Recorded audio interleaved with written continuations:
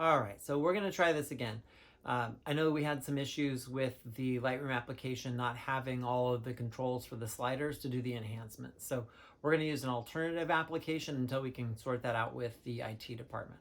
So if you haven't already, go and download Snapseed. It's a free application. It's a really popular editing tool. Lots of Instagrammers like to use that one as kind of their go-to editing one because it's got lots of options for filters and things like that, but also you can control all of them individually. You can do selective and healing and some of the stuff that we're going to do inside of Lightroom. So if you haven't, go get that downloaded.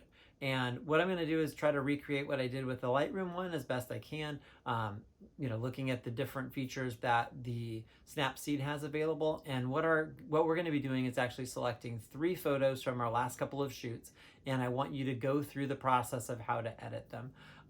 And what I'd like you to do too, the video will stop every once in a while and ask you to take like a screenshot at that point. That way we can kind of see that progression as you're doing the editing. So we'll just take 3 finished edits, and that will be what you're going to be turning in on your website. All right, let's jump in there and take a look. All right, so let's go ahead and take a look at the Snapseed app. So you should have already downloaded it. So here it is on my phone. So here is Snapseed. And I was already starting to play around with this a little bit earlier. So I'm just gonna go ahead and open up an image. So you may have to, when you first open it up, give it some access to your camera roll and those sort of things. So I'm just gonna open, and here's some of the other photos. So I'm just gonna reopen this photo just back to kind of its normal state. So this is just one of the pictures. I think this was taken when we were testing our reflectors in that window light in those first couple of days. And so what I'm going to do is just walk you through a basic edit, some of the basic tools that we might want to utilize kind of moving forward. So with Snapseed, it's set up a little bit differently. The main thing is there's 3 buttons along here at the bottom. Looks is going to give us some kind of default, kind of like filters, right? Like Instagram or something like that. Snaps, So in here, we've got, there's things like portrait, right? Which will do a few little effects, and, it might, pop's going to be a little bit more contrasty, those sort of things. Now, if I was trying to just do something really quick, I might want to use a filter. But what we're going to do is we're going to actually look at how did they get to these filters, right? Because these were all created using the Snapseed. So we should actually start with the tools. So we're going to say no to this, doing the check, not the check, but the X. So tools is really where everything is, right? So this is the main screen for tools, and you'll see there's quite a few different things that we have available. So the first thing in the top left is the most important, right? That's kind of why they design it in the way that they do, right? So we're going to start at this first one, which is Tune Image. So when we come into Tune Image, a couple of things happen. Now there's a slider up here at the very top. I don't know if you can see that okay. I've got the focus lock so that the color doesn't shift. So we've got brightness up here.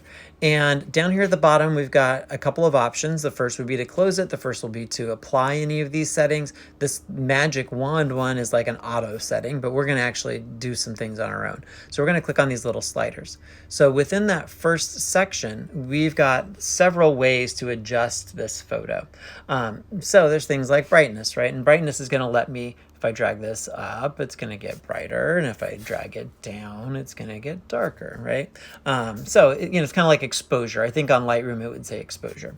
So I've got that option. Contrast and saturation. So saturation was one of our vocabulary words. So if I wanted to affect saturation, I can take this slider, and that's going to make the colors more intense, right? The reds are much more red, the yellows are much more yellow. And if I drag it this way, if I take it all the way out, it's going to, eventually get all the way to black and white. But I might want to just mute the color a little bit, if I wanted to just bring it down a little bit just to kind of strip back some of that color. Other options, I've got things like highlights and shadows. So highlights are only going to affect the brightest areas. So if I was to drag that up, just those white areas become whiter. Or like if I was getting a shiny spot on here, I could bring down those highlights if I wanted. Shadows are going to do the opposite, so they're only going to work in the dark end, so I can either darken those shadows or I can brighten the shadows. So, you know, it kind of almost works like a fill card. I can use that opening up of the shadows to really add some light into those shadow areas if I want. Warmth is just going to be a general kind of color correction, so I can make it a little warmer or make it a little cooler, right? So I can take it this direction.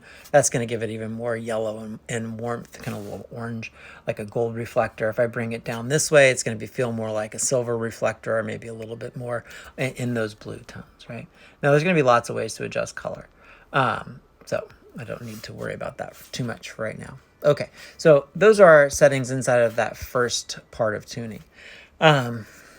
And ambiance is kind of like a, it's kind of like an overall like sharpness, detail sort of a thing. So you can see it picks up a little more detail and a little bit more like soft and blended, depending on that ambient setting. But so I'll just bring that back to kind of normal. All right, so I'm going to say check. That'll go ahead and apply those settings. Now, if I want to look, I can always hold this button down. So if I just click anywhere on the screen, I can just go like that. And that's what it used to be, and that's what it's at now, right? You can see that little subtle shift, especially in these shadows down in here. You can see that they're darker and then brighter, right? Okay. So next tool, so that was the tune image. So details is going to have two options for us. And again, if we click on the little slider button here, we've got structure and we've got sharpen, right? So both of those are dealing with sharpness and details, right? So with structure, it's more like the kind of clarity button that would have been on Lightroom. So if we go to structure, if I bring this all the way down, or significantly down, it softens things, right? Especially like if you look inside of here, you know, it's like got a little bit of a glow. So it's kind of like the Snapchat filter if we want to like, you know, make everybody look, you know, glowy, then I could use that, right? But it also softens a lot of other things, textures and details and those sort of things. If I go in the other direction and I give it more structure, then, you know, it really highlights the wrinkles and those sort of things. It's kind of grungy looking, you know, gives it some of that texture and detail. In this case, for my face, I probably don't want that. So I'm going to bring that back down. Boom, boom, boom, boom.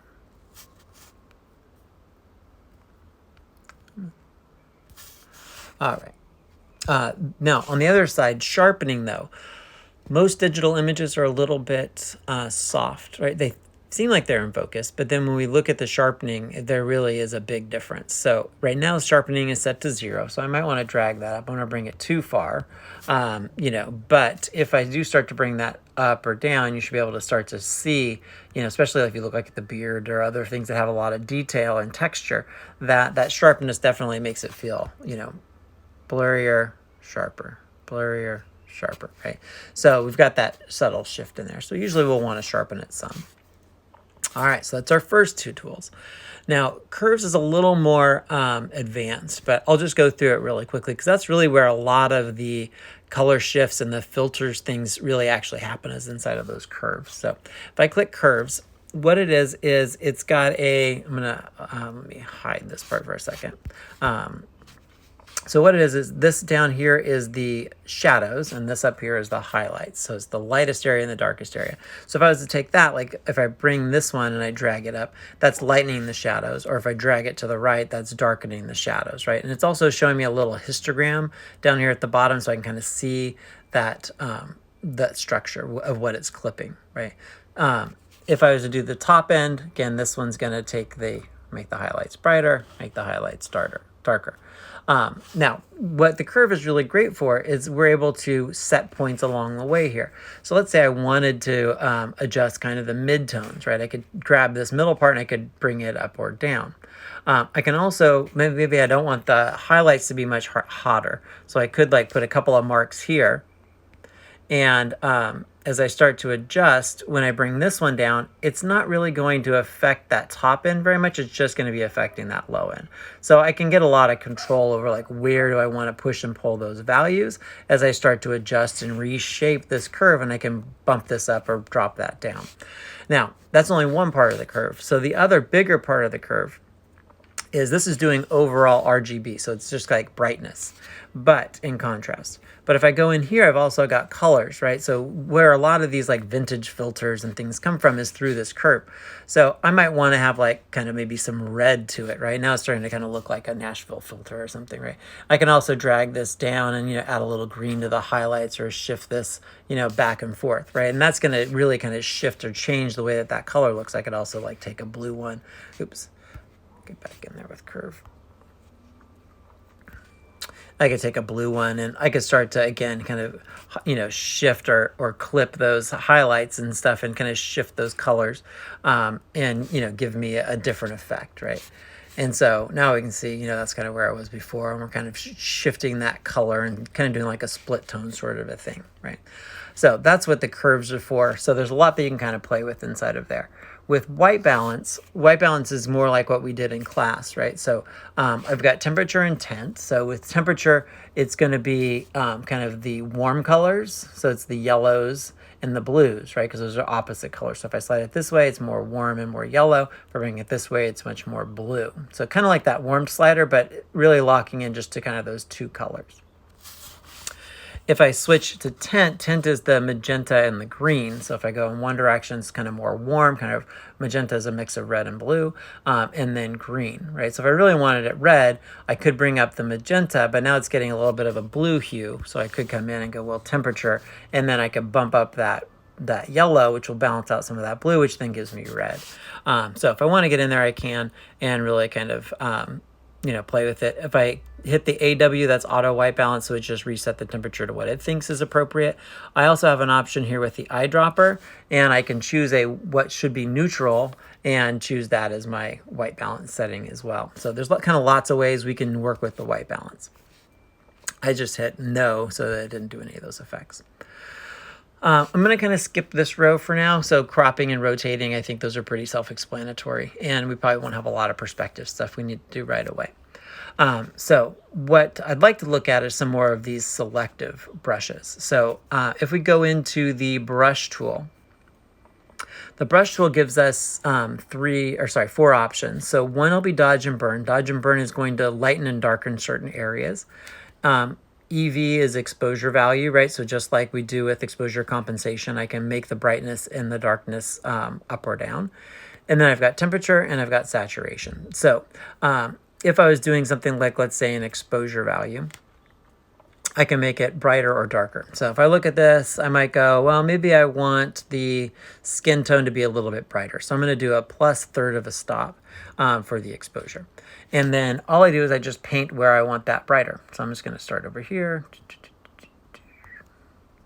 and kind of brighten, that skin tone value a little bit. Now, if I decide I don't like that, I can always go to exposure erasure, eraser. I can also take that back away, right? I don't have to keep it. It's not permanent. Nothing in here is. If I wanted to like darken down this shadow side, I could come over here. Now that's way too dark, right? And it also got on the wall. So I could go back to, erase, and then I can take it away from that part over there. So I can do things very selectively, if I want to switch, if I wanted to do something like saturation, I could play around with, let's take the saturation, down. And maybe I want, this color to not be so prominent. And so then I can paint away in here. And again, it's going to then lessen the color effect in this area here. So, that's our saturation one. Highlights and shadows, if we click there for the dodge and burn, I can either, so if I dodge, that's going to darken. If I burn, it's going to increase the brightness. So, and these actually happen really fast. So if we're going to burn, we might want to just do the +5. And so again, if I wanted to brighten this side of the face just a little bit, it's just increasing the brightness on that one side. If I went to dodge, I could come over here and I could dodge this part a little bit as well. And now I'm creating more of a split light, even though, it wasn't split light before. And again, I can erase. All right, so that's the selective brush. So I'll go ahead and say yes to that. The next one is healing, right? So with healing is really where we're going to start to be able to remove blemishes and those sorts of things. So now, because this is smaller detail work, what I probably should do is zoom in. So because I'm already in this, in the healing brush, I don't want to start painting because it's going to do weird stuff, right? Like I don't want to go like this, and that's going to ruin my face. Now, you could spend hours and it becomes a rabbit hole if you just start playing around with how many eyeballs you can do. So for now, try to stay focused. All right, so what I'm going to do is I'm going to zoom in. So I'm just going to do a pinch and zoom. And, what I'm going to do is just, take some of these small wrinkles and kind of get rid of them, right? Now, because I'm zoomed in, if I want to be able to move the orientation, I can't just use a finger because then again, it's going to, get rid of my eyeball. So you have to use two fingers and then you can drag down and relocate that. And so I'm just going to very lightly just kind of paint across this little spot there, maybe go across there, and just kind of very little taps just to kind of, clean up some of these little spots. And, it's not perfect. I think that the Lightroom one probably does a slightly better job where you have more control and you can choose where it's going from. But for what we're doing right now, I think it's going to work okay. And if you don't like something, just go back a step. And again, none of this stuff is permanent. So we can just move around here and just, clean up some of these little spots. And then again, if we zoom back out, we'll be able to see, there's our picture. So we'll just say okay. And so we can remove, if I have a pimple that day, I could get rid of it, or a scratch on my face or something like that. So there's our edit there. I'm not super happy with that part up there, but that's okay. We're going to keep moving on. So we can do a little bit of blemishing.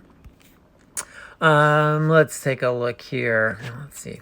I remember what was selective. Yeah, I never really figured out what the selective one was doing. So I'm going to have to look into that for you. So we won't worry about that. So a couple of other things. The other one of our vocab words was vignette. So we may want to click on here, down here at vignette, which is towards the very bottom. And basically vignette's going to darken the corners, right? So if I'm looking at my portrait and I want to focus the attention on the main subject, which is the person of the portrait, if there's really bright areas out here, our eye is drawn towards those brightest areas. So it'll just help contain the eye. It's kind of like framing for our editing. So it's going to bring that down just a little bit. So I can just take this and I can, if I go in the right hand side, it's going to make it light on these edges. If I go towards the left hand side, it's going to make it darker. We don't need to go extreme, right? But we may want to give it just a little bit so that we can kind of see that containment, right? And if I hold that, that's what it looked like before, and then that's with the vignette. So again, it's not affecting my face. It's really just affecting the the darkness of those edges. And if I go to the sliders, we've got the outer brightness and the inner brightness, so we can shift those parts, so the inner brightness, I could then, also brighten up that inside section a little bit if I wanted to, if it was starting to leak in there. And then again, once I'm happy with that, I can say, okay. So far, that's where we started. Here's our picture so far as we're starting to make our adjustments. All right, so those are most of the big ones. So those are the controls. Now, once you kind of play around with those, there's also, lots of like filtery sort of things. So, if you really want to get crazy, glamour, glow, you can see like it's really going to start to give it kind of that Snapchat filter effect. Oh gosh, man, don't I look great? I look like I'm 20 again, except with the beard. So, a lot of these are really probably way too extreme for anything that we're going to be doing. So I'm going to say no. But notice in those tools though, just like we've got the sliders and we can start to do some adjusting. So we go, oh, well, back, let's go to this one really quick. So let's say we did go to that one. Okay, that glow is way too extreme, but I kind of like the warmth of it. I could go in and go, okay, well, that glow is at 100%, but let's maybe drag that down, get rid of some of that glow. Oops, where's it gonna go? Come on.